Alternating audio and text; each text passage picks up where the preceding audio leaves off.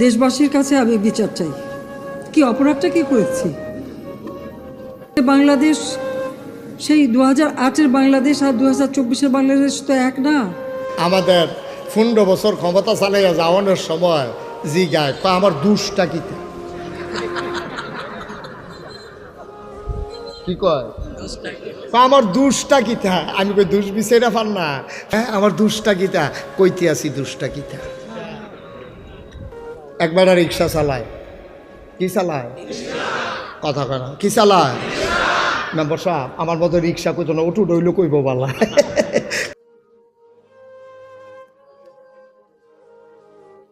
এই বাংলাদেশে ক্ষমতায় আসতে পারলে ক্ষমতা ছাড়তে চায় না, একদল বিদায় করতে পারলে আরেক দল আসার জন্য পাগল, ঠিক কিনা? দুইটাই লক্ষণ ভালো না, লক্ষণ একটাও ভালো না। ক্ষমতা গেলে ক্ষমতা ছাড়তে চায় না, আবার তারা তাড়াতাড়ি আসতে চায়। দুইটার একটাও লক্ষণ আব্বা ভালো না। কারণ তুমি এত তাড়াহুড়া করা কেন? বোঝা গেল তুমি বেশি তাড়াহুড়া করতে আসো, এখানে কুসকুস কালা হায়,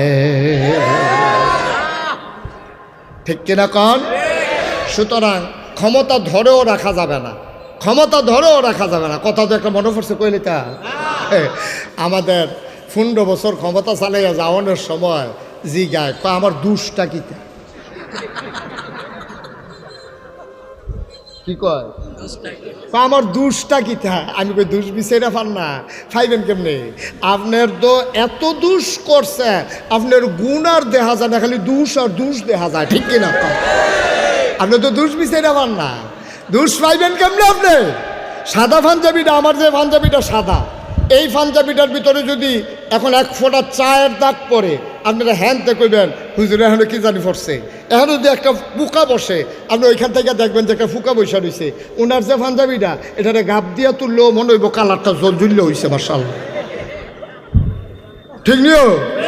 তো সাদা পাঞ্জাবিটা তো না দাগটা দেখা যায়, আর যদি এইরকম একটা পাঞ্জাবি গাও দিয়া লাউন যায় তো আবার দাগ কিতা আর ইয়া কিতা। তখন আপনারা তো এমন কাম করছেন, কাম করতে করতে করতে করতে ওখান আর গুণ পাওয়া যায় না, সবজি মিলে এবারই জইয়া গেছে, ঠিক কিনা কম? আমরা তো পদ্মা সেতু চাই নাই, প্রয়োজনে ছাত্রীরা পদ্মা সেতু পার হতাম। আমরা লক্ষ কোটি টাকা জালিয়াতির পরে আমার বাংলায় পদ্মা সেতুর কোনো দরকার ছিল না, ঠিক কিনা বলো? আপনি পদ্মা সেতু করবেন কয় হাজার টাকা দিয়া, আর কয় লাখ টাকা দিবেন মাইরা, এই কারবার এইটা আমরা দরকার নাই, ঠিক কিনা কম? না খাইয়া তখন বলা খারাপ খাওয়ানোর খানা চাইতে। কথা যেটা মনে পড়ছিল এটা কি কইলে তা ওই যে কইছিল যে গুণ বিচাইরা পায় না। হ্যাঁ আমার দুষ্টা গীতা কইতে আসি দুষ্টা গীতা। একবার রিক্সা চালায় কি চালায় কথা কয় না কি চালায় মেম্বার সাহেব আমার মতো রিক্সা কইতো না উঠু ডইল কইব বালা, কারণ রিক্সা নাই তো সব অটু হয়ে গেছে। কত এই কি চালায় রে? রিক্সা চালায়, এটাতে থাহ, তোমরা তো 2 ভাগ হয়ে গেছো কখনে।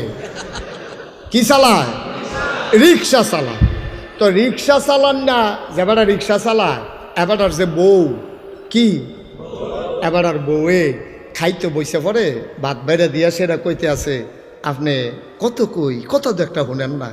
আমরা ফাঁসের ঘরের ভাই যাবে মশাল্লা দান করছে, খের হুগায় দান লারে কি সুন্দর লাগে। এবার আবার আল্লাহ চাউল আবার দান সিদ্ধ করে। আমারও মনটায় কয় খের হুগায়াম দান সিদ্ধ করাম, আল্লাহ চাউল বানাইয়া ফিটা খায়াম। আমারও তো এটা মনটায় কয় আপনি একটা হিকসেন রিক্সা চালানি 5 ঘন্টা খেদ্য বর্গও তো মেশো করতে পারে, 70টা কেউ তো করতে পারে। আপনি যেম লোক 5 ঘন্টা খ্যাত করবেন বেটির জ্ঞানের ফেসেরে তে শেষ পর্যন্ত জিদ কইরা, হ্যাঁ শেষ পর্যন্ত যে জিদ কইরা এবার করছে কি তে 5 ঘন্টা খ্যাত ফত্তন লইয়া তে এই 5 ঘন্টা ক্ষেতের ধান লাগাইছে। খেয়াল করেন কইলাম ধান লাগানোর বেলা লাগাইছে, এখন তে তো আর খেতের লাইলো জানা, তে রিক্সা চালাইব না ক্ষেত পরিষ্কার করব।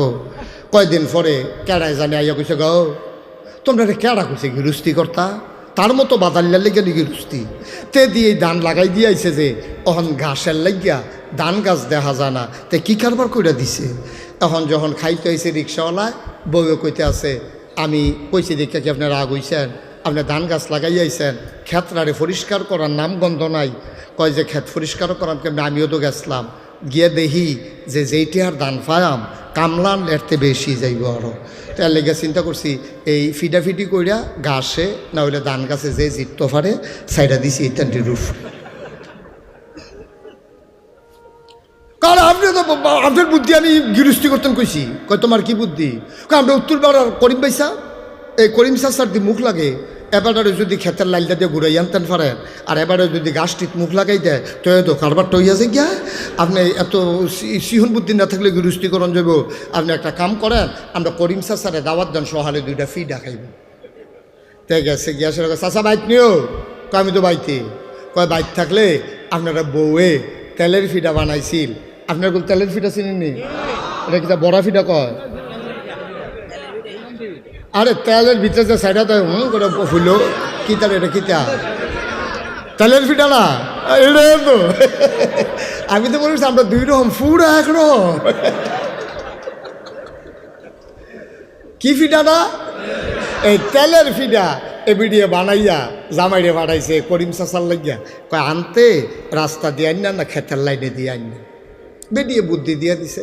তে গিয়ে ডাক দিয়ে করিম চা বাইতেও, কহ বাইতে তো।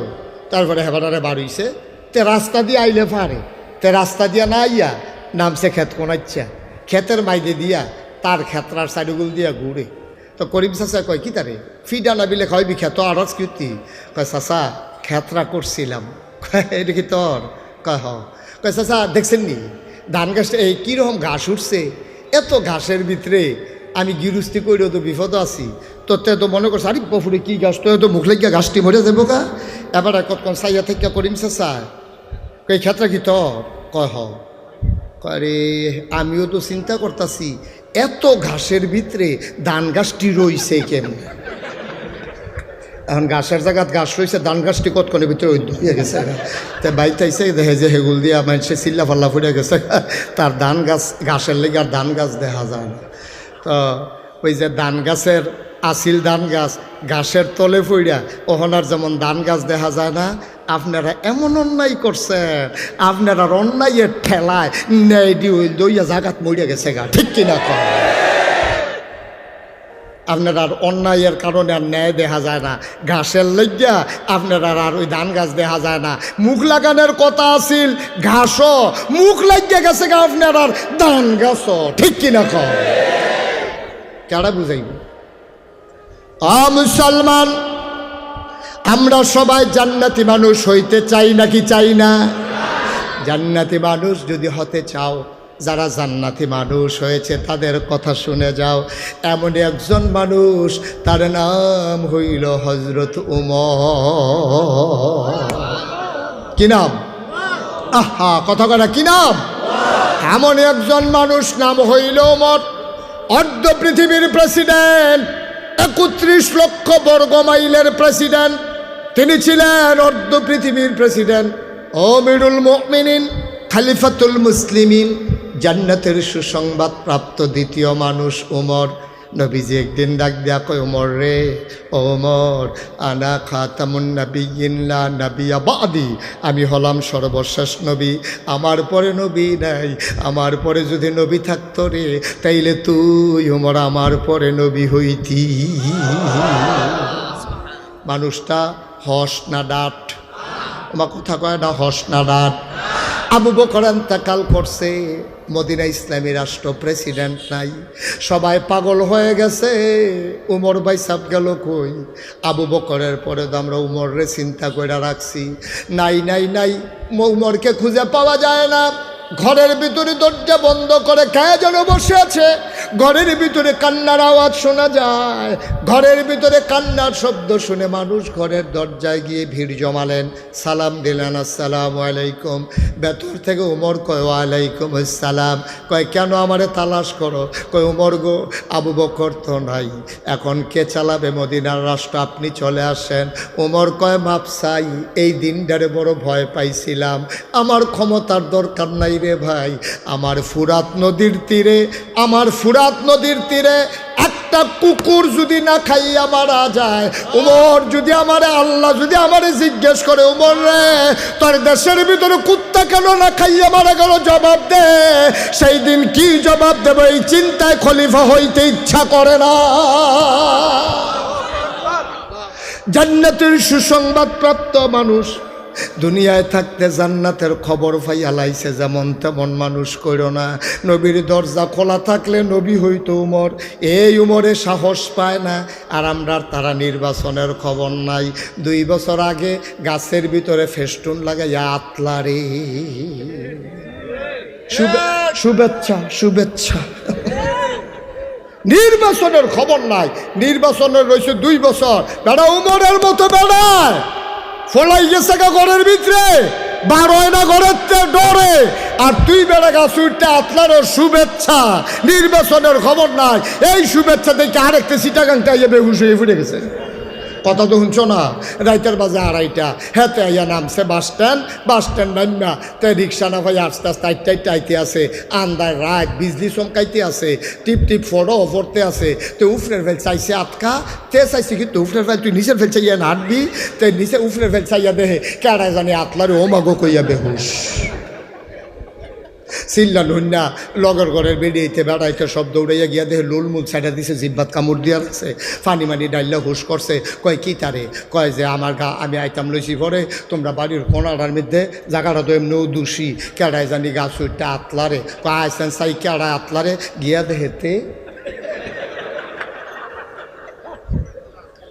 দেহেতে আতলারে। ওই যে নির্বাচন করবো, নির্বাচন। অসুব্য তুই উফরে উঠটা যে বইয়া রয়েছ 2 বছর, হ্যাঁ তো দুপুরিয়া ফললে বাঁচবানি তুমি। ক্ষমতার লাগিয়া কত পাগল, আর উমরে গিয়া বাইতে ভাগ্যা গেছে গা ক্ষমতা নি দেওয়ার লাগে। এটার নাম ইসলাম। কথা তো মাত্র শুরু হয় না, যে কথা লইয়া যাইবা বাইত মার হাবা কয় না রে। কি ইসলাম কারে কয় আর আমরা আছি কো? বেড়া কথা তো শেষ না রে। প্রত্যেকটা রাত্রে আসার নামাজ পড়ে দুগলা খায়, খাইয়া কয়েকটা মিনিট বিশ্রাম নেয়। আস্তে করে সবাই যখন ঘুমাই পড়ে ওমর উঠা যায়। একটা হাতের ভিতরে চামড়ার আহা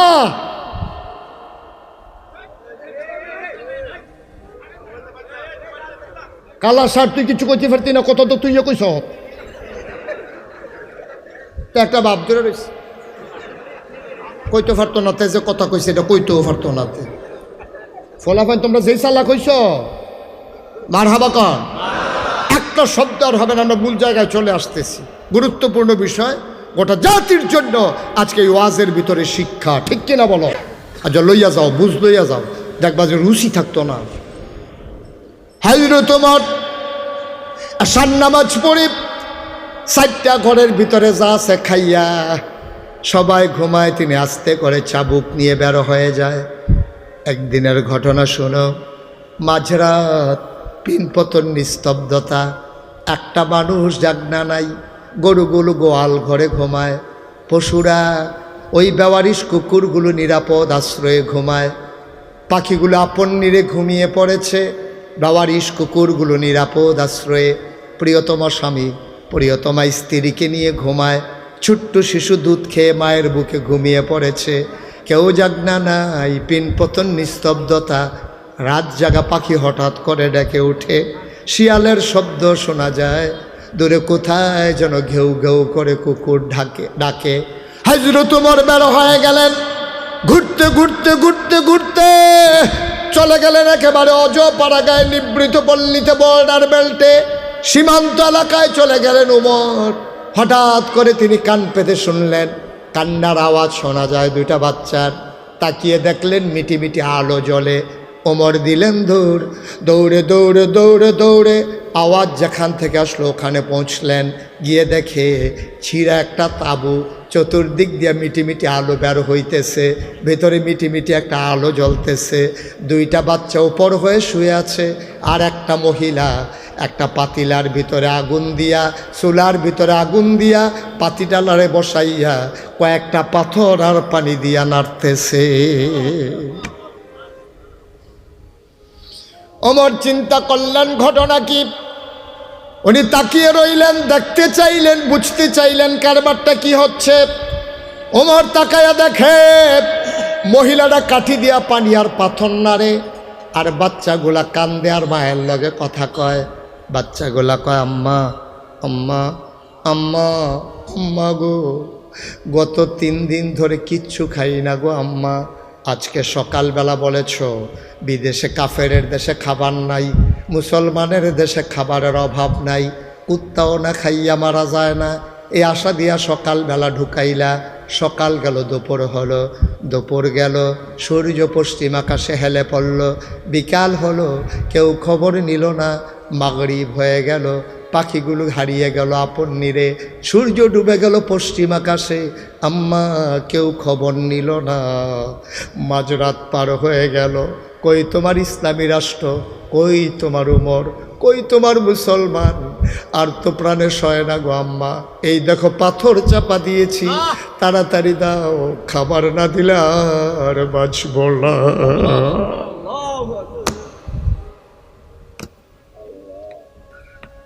তাড়াতাড়ি খাবার দাও, নাইলে বাঁচব না গো আম্মা, তাড়াতাড়ি দাও।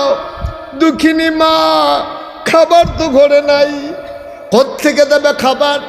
তিনি ছলনার আশ্রয় নিলেন, বুদ্ধি খাটাইলেন, মনে করলেন চুলার ভিতরে আগুন দিয়ে যদি নাড়াচাড়া করি পাতিলায়, বাচ্চাগুলা হয়তো ঘুমাই যাবে, ঘুমাই গেলে তো আর বিরক্ত করবে না, সকালে যা হয় একটা বোঝ হবে, এই চিন্তা করে তিনি পাথর নাড়তেছে।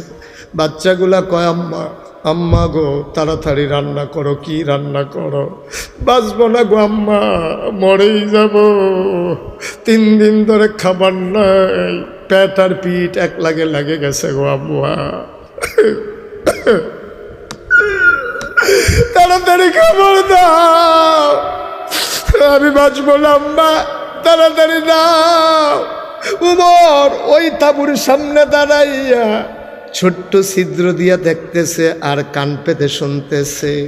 উমরের কলজায় মানে না, গাল বেয়ে টপ টপ করে পানি পড়া শুরু করছে। দিছে দৌড়, দৌড়ে দৌড়ে দৌড়ে দৌড়ে তিনি মদিনায় রাজধানীতে ঢুকে গেলেন।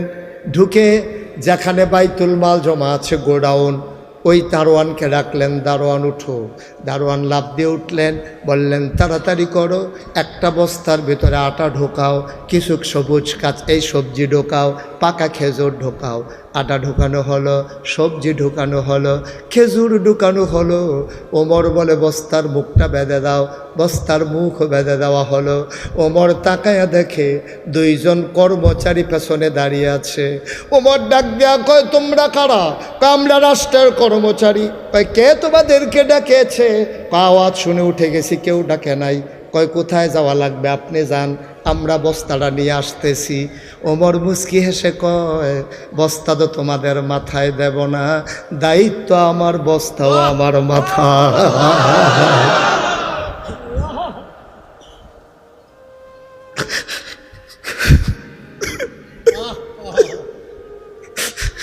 দায়িত্ব আমার, বস্তাও থাকবে আমার মাথায়। তোমরা ঘুমিয়ে পড়ো। কর্মচারীরা কয় আমরা রিজাইন দেব, আমরা এই চাকরি আর করব না। আপনি যদি সব পারেন তাহলে আমাদেরকে কেন রাখছেন? কয় না না না, ঘুমাও, বস্তা আমি নিতে পারবো, তোমাদের দরকার লাগবে না। কর্মচারীরা কয় না, বস্তা আমাদের মাথায় দিতে হবে। আপনি অর্ধ পৃথিবীর প্রেসিডেন্ট, জান্নাতের সুসংবাদ প্রাপ্ত মানুষ, আমিরুল মুমিনিন, খলিফাতুল মুসলিমিন, আপনার মতো মানুষের মাথার উপরে আমি পারি না আটার বস্তা উঠাই দিতে। ওমর এবার কয় তাইলে ঠিক আছে, তোমরা কি আটার বস্তা নিতে চাও? কাহা আমরা আটার বস্তা নিতে চাই। ওমর এবার ডাক দেয়া কয় আমিও দেব, তবে একটা শর্ত আছে। কিয়ামতের দিনে, কিয়ামতের দিনে আমার যখন গুনার একটা বস্তা হবে রে, আমি ওমরের যখন একটা গুনার বস্তা হবে, কিয়ামতের ময়দানে তোমাদের ভিতরে ওই বস্তাটা যে নিতে রাজি হবা, আজকে আমি আটার বস্তা তার মাথায় দেব। এখন তো কর্মচারী আর আগায় না, কর্মচারী আর আগায় না, সবাই পেছনে দাঁড়িয়ে আছে। ওমর বলে জানতাম কেউ আমার গুনার ভাগ নেবা না, কাজের ভাগ কেন নিতে চাও? গোনার ভাগ নিতে না পারলে কাজের ভাগ নিতে চাও কেন? ধরে ধরে আমার মাথায় উঠাইয়া দাও। দুইজন কর্মচারী ধরলেন। এই পৌর মানুষটা বুড়া মানুষটা ধৈর্য আটার বস্তাটা ওমরের মাথায় উঠাই দিছে। এই বুড়া মানুষটা আটার বস্তা নিয়ে আস্তে করে বের হয়ে গেছে। ফেরেশতারা আল্লাহরে ডাক দেয়া কয়, মাওলানা কি দেখলাম? এটা কি দেখলাম? এটা কি মানুষ? এটা কি মানুষ তুমি বানাইছো? অর্ধ পৃথিবীর প্রেসিডেন্ট আটার বস্তা মাথায় নিয়ে দৌড়ায়। মেঘেরার আড়ালে চাঁদ লুকিয়ে পড়েছে। চাঁদ লজ্জা পেয়ে গেছে। ওমরের মাথা আটার বস্তা দেখে আর সইতে পারে না। দৌড়ে দৌড়ে দৌড়ে দৌড়ে ওই মহিলার ঘরের সামনে অজপাড়া গায়ে বর্ডার বেল্টে সীমান্ত এলাকায় ওমর গিয়ে হাজির হলেন। দরজায় দাঁড়াইয়া সালাম দিলেন, আসসালামু আলাইকুম ওয়া রাহমাতুল্লাহ। ভিতর থেকে মহিলা কয়, ওয়ালাইকুম আসসালাম ওয়া রাহমাতুল্লাহ। কে রে? কে আমারে ডাকলো? কে সালাম দেয়? ওমর ডাক দেয়া কয়, আম্মা। ও আম্মা, দরজা খুলে দেখো কে দাঁড়িয়ে আছে। কয়, কে? আমারে মা ডাকে। আমারে মা ডাইকো না, আমি মা হওয়ার উপযুক্ত না। যেই সন্তান পেটে ধরছি 10 মাস 10 দিন, 2.5 বছর বুকের দুধ খাওয়াইলাম, এই সন্তান 3 দিন ধরে না খাওয়া, আমি তাদেরকে খাবার দিতে পারলাম না। আমি কিসের মা? আমি কিসের মা? আমি মা না, আমি মা হওয়ার উপযুক্ত না।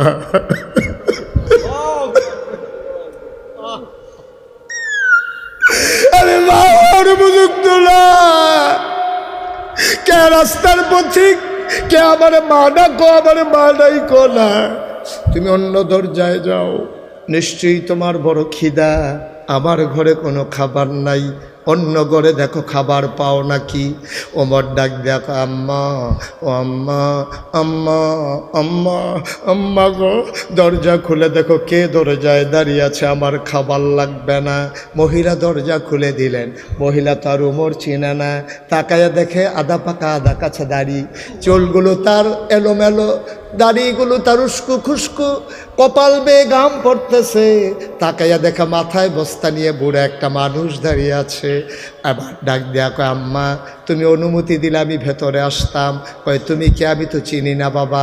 কয়, আমার বাড়ি এই এলাকায়, আমি শুনেছি তোমার বাচ্চারা না খেয়ে আছে গো আম্মা, আমার সামান্য কিছু আটা ছিল গো আম্মা, আমি নিয়ে আসছি, অনুমতি দাও। মহিলা কয়, ভেতরে আসো। ওমর ভেতরে গেলেন। মহিলারে ডাক দেখো, আম্মা একটু ধৈর্য বস্তাটা নামান। বস্তাটা নামানো হলো। আবার ওমর ডাক দেয়া কয়, আম্মা, ও আম্মা, তাড়াতাড়ি আটা খুইলা রুটি বানান, আমি একটু আগুনটা ধরাই দেই। ওমর তাকাইয়া দেখে ওই জ্বালানো আগুনটা নিভে গেছে। ওমরে ডাক দেখো, ওমা আগুনটা নিভে গেছে দেখি, তাড়াতাড়ি আপনি রুটি বানান, এই ফাঁকে ফু দিয়ে আমি আগুন ধরাই দেই। বানানো গল্প না, মুখরোচক কোনো ইতিহাস না। পৃথিবী প্রমাণ করে দিয়েছে, অর্ধ পৃথিবীর প্রেসিডেন্ট ওমর ওই ভিখারিনী মহিলার, ওই পথচারী মহিলার ঘরের ভিতরে চুলার ভিতরে ফু দিয়ে আগুন ধরা।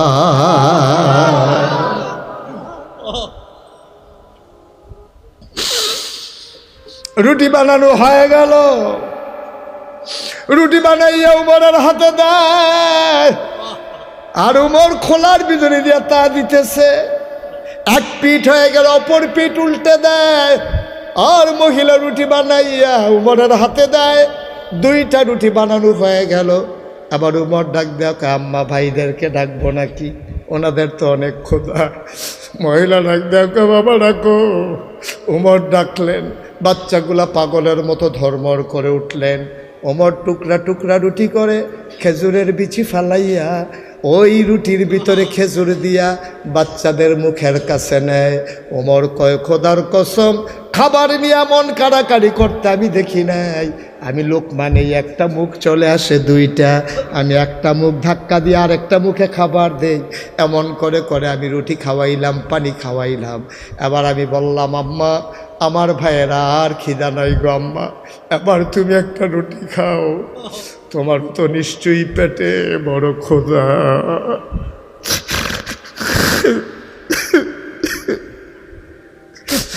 আম্মা আম্মা তুমি একটা রুটি খাও গো আম্মা। আবার মহিলার মুখের ভিতরে উমর রুটি দিলেন। মহিলা চাবাই আর ঢুক গিলতে পারে না, গলার মাঝে আটকে গেছে।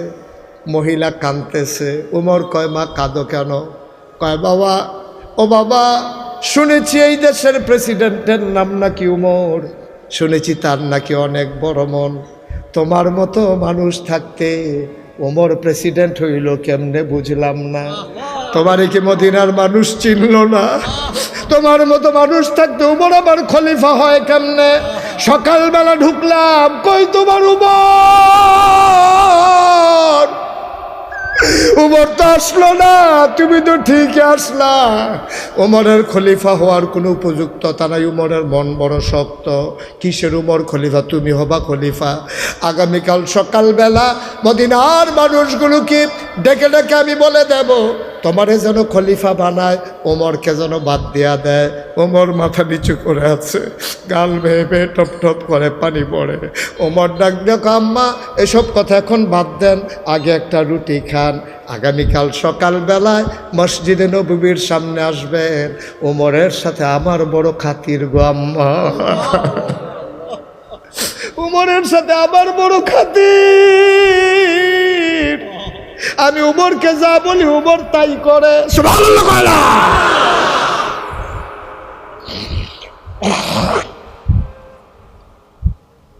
আমি যা বলি উমর তাই করে। আম্মা আপনি এখন রুটি খান, সকালবেলার চিন্তা আপনার করা লাগবে না। উমরকে বলে বলে আমি মাসিক রেশনের ব্যবস্থা করে দেব। আমি যখন আইসা পড়ছি, আপনার আর খাবারের অভাব হবে না। সকালে আইসেন। মহিলারা উমরকে অনেক গালাগালি করলো, কিচ্ছুই বললেন না। তিনি আস্তে করে বের হয়ে গেলেন। সারা রাত উমর আর ঘুমাইতে পারলেন না। কি দেখলাম রে, কি দেখলাম! আল্লাহ যদি কিয়ামতের ময়দানে জিজ্ঞেস করে কি জবাব দেব রে? উমর আর ঘুমাইতে পারলেন না। তাহাজ্জুদ পড়লেন, ফজরের আজান হয়ে গেল, জামাতে শরীক হলেন। উমরের একটা নিয়ম ছিল, জামাতে নামাজ সালাম ফিরাইয়া তিনি সাহাবাদের দিকে ঘুরে বসতেন, সবার খোঁজ খবর নিতেন। ওমর বলতেছেন, কারো কোনো সমস্যা আছে নাকি? লোকজন বলে আমাদের সমস্যা নাই, আপনার কি সমস্যা বলেন? আমার কি সমস্যা? কয় চোখগুলা লাল লাল কেন? আপনার চোখগুলা লাল লাল কেন? নিশ্চয়ই সারা রাত আপনি ঘুমান নাই। উমর বলে, থাক, এই কথা থাক, তোমাদের কারো সমস্যা থাকলে বলো। ওই মহিলা দুইটা বাচ্চা হাতে নিয়ে মসজিদে নববীর সামনে আইসা দাঁড়াইছে। একজনে ডাক দেয়া কয়, ভাই, ও ভাই, এই জায়গায় উমর কোনটা? এখানে নাকি উমর বসে। উমর কোনটা? একজন লোক আঙ্গুল দিয়ে দেখাই দিলেন, ওই যে ছিপছিপে গরম লম্বা মানুষটা, বলিষ্ঠ দেহ, এইটাই তো উমর। মহিলা তাকায়া দেখে, আঙ্গুল দিয়া যারে উমর দেখাইছে, এই মানুষটাই তো রাতের বেলা ফু দিয়া আগুন ধরাইছে।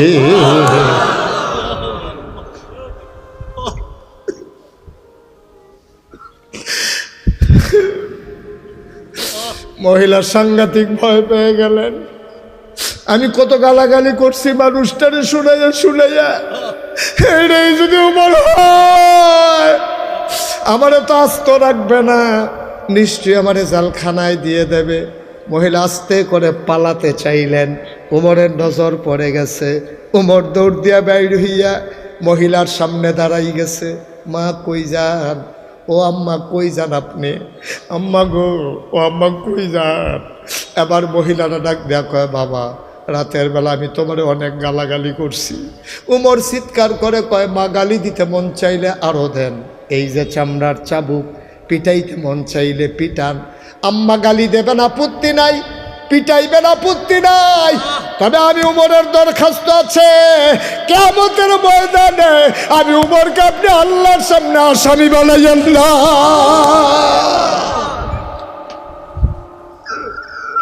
পিটাইতে মন চাই না, আরো পিটান, গালি দিতে মন চাইলে গালি দেন, কিন্তু আসামি বানাইয়েন না গো আম্মা।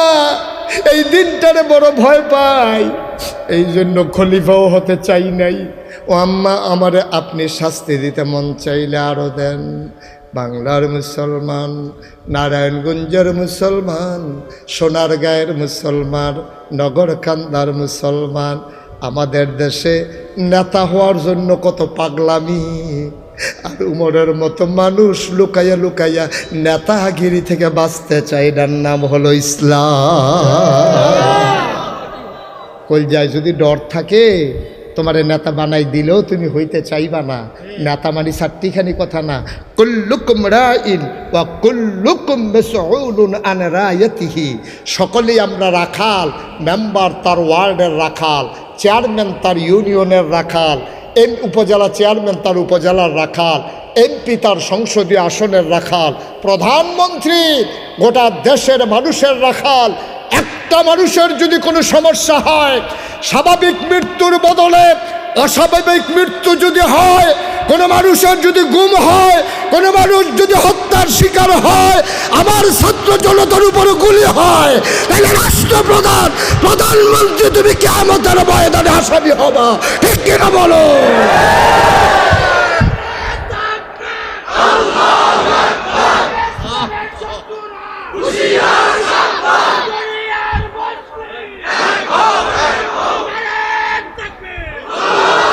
সবাই পড়ে না আমিন।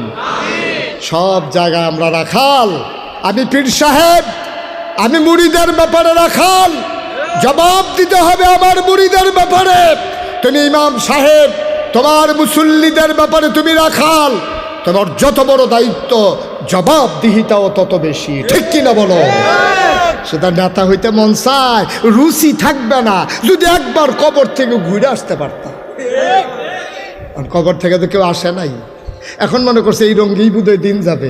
না না না, একবার গেলে তার পাইবা কি জিনিস। তুমি কইবা আমি যাই গেই, কব সারাসারি নেই, ফিডে হ্যাঁ নয়, যেটা মাটিত পড়বে সেইটা বেড়ে তুললা দিব। দেখবে ওরা মস্কারা পাইছ, মস্কারা পাইছ। একদল ক্ষমতা ছেড়ে চলে যাবে, আরেক দল এসে বাস স্ট্যান্ড দখল দেবে, সিএনজি স্ট্যান্ড দখল দেবা। মস্কারা পাইছ। এই দিন বাংলাদেশে আর হবে না ইনশাআল্লাহ। ঠিক কিনা বলো? ফাইল আটকাইয়া ঘুষ খাওয়া, দিন শেষ। টাকা লাগাইয়া সুদ খাওয়া, দিন শেষ। সিএনজি স্ট্যান্ড দখল দিয়ে সাদা তুলবা, দিন শেষ। বাস দাঁড় করাইয়া টাকা উঠাইবা, দিন শেষ। আমার বাংলা সোনার বাংলাদেশ। ঠিক কিনা বলো? আর যদি আমরা না পারি, তাহলে যারা জীবন দিল ছাত্র জনতা, তাদের রক্তের কাছে বেঈমানি হবে। ঠিক কিনা বলো? তারা বৈষম্যহীন একটা বাংলাদেশ দেখতে চেয়েছে, এর জন্য জীবন দিয়ে দিয়েছে। তখনই তাদের আত্মা শান্তি পাবে, যখন আমার বাংলা কাগজে পত্রে নয়, প্রকৃত অর্থেই সোনার বাংলা হবে।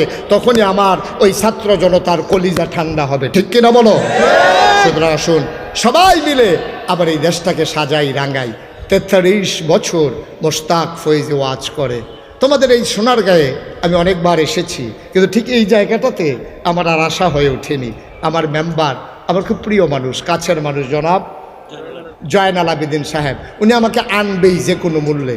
আমি বললাম ভাই এটা কিনিও, তা আমি তো বুঝতেছি না ভাই। কই হজুর আর বাসাম কয় বছর রান্না দিয়া কারকাল মালে বলে দেখি আমি গিয়ে আমার মার হাবা কয় না তো। আমি ভালোবাসার টানে, আপনাদের হৃদয়ের টানে, এক অদৃশ্য বন্ধনে সুতুর টানে আমাকে টেনে টেনে নিয়ে এসেছে। আবার আসবো ইনশাল্লাহ ডিসেম্বরের 16 তারিখ। ডিসেম্বরের 16 তারিখে আসবো কোন জায়গায়? নয়াপুর ইসলামী মহাসম্মেলনে বাদ আসর, সেখানে আলোচনা করবো ইনশাআল্লাহ। সবাই যাবেন না ইনশাআল্লাহ? ইনশাআল্লাহ। তা বলছিলাম 33 বছর আমি মুশতাক ফয়েজি মাহফিল করি।